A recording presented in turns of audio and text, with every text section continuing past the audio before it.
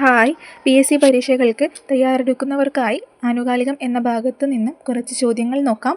ഒന്നാമത്തെ ചോദ്യം, ഹെലികോപ്റ്റർ തകർന്ന് 2024 മെയ്യിൽ അന്തരിച്ച ഇബ്രാഹിം റൈസി ഏത് രാജ്യത്തെ പ്രസിഡന്റായിരുന്നു? ഹെലികോപ്റ്റർ തകർന്ന് 2024 മെയ്യിൽ അന്തരിച്ച ഇബ്രാഹിം റൈസി ഏത് രാജ്യത്തെ പ്രസിഡന്റായിരുന്നു? ഉത്തരം option B Iran. Option B Iran.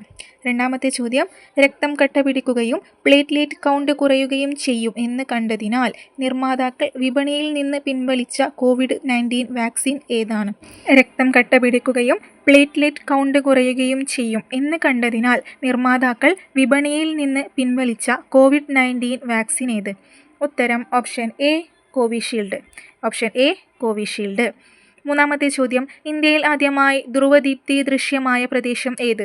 ഇന്ത്യയിൽ ആദ്യമായി ധ്രുവദീപ്തി ദൃശ്യമായ പ്രദേശം ഏത്?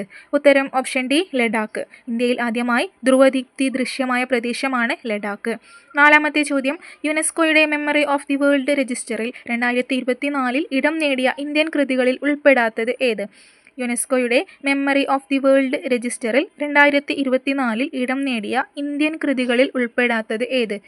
ഉത്തരം option D Anandamath. Option D Anandamath. അഞ്ചാമത്തെ ചോദ്യം, അടുത്ത 10 വർഷത്തേക്കുള്ള നടത്തിപ്പ് ചുമതല ഇന്ത്യക്കു കൈമാറിയ ചബഹാർ തുറമുഖം ഏതു രാജ്യത്താണ്? അടുത്ത 10 വർഷത്തേക്കുള്ള നടത്തിപ്പ് ചുമതല ഇന്ത്യക്കു കൈമാറിയ ചബഹാർ തുറമുഖം ഏതു രാജ്യത്താണ്?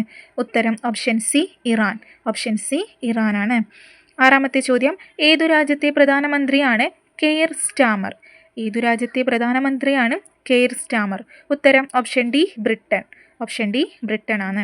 ഏഴാമത്തെ ചോദ്യം, ഇന്ത്യൻ പീനൽ കോഡിന് പകരമായി വന്ന നിയമമേത്? ഇന്ത്യൻ പീനൽ കോഡിന് പകരമായി വന്ന നിയമമേത്? ഓപ്ഷൻ സി ഭാരതീയ ന്യായ സംഹിത. ചോദ്യങ്ങൾ ഇഷ്ടപ്പെടുകയാണെങ്കിൽ ചാനൽ ഒന്ന് സബ്സ്ക്രൈബ് ചെയ്യണേ. താങ്ക്